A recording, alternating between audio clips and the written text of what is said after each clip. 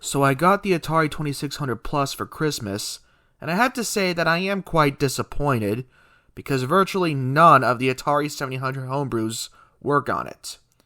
I get that it uses emulation and that it wasn't designed with aftermarket homebrews in mind, but still, come on! I can't play Pac-Man Collection, Super Pac-Man, or even Beef Drop for that matter. And games like those don't use additional hardware, so I don't know why they're not compatible.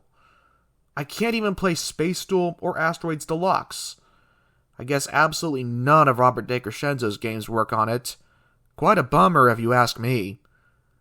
It must use a rather poor emulator that can't play those games. If only it used real hardware.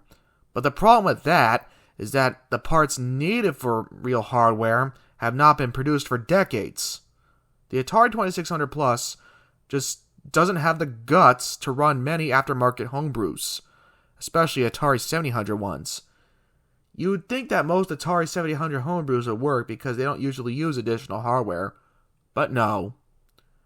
Anyway, I do have some ideas for compilation cartridges they can release, all Atari 2600 ones.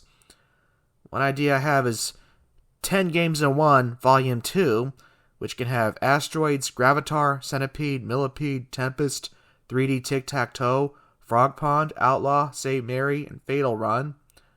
And 4 Games in 1 Volume 2, which would be paddle games, by the way, can include Super Breakout, Circus Atari, Warlords, and Backgammon.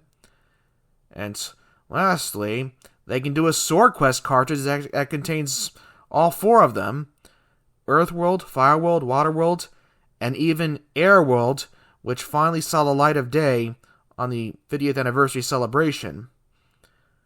Given that the Atari 7800 was a short-lived console from back in the day, I'm not sure if they do compilations of those games. It would be nice if Atari could surprise us with new Atari 7800 games of their own that are actually made to work on this system.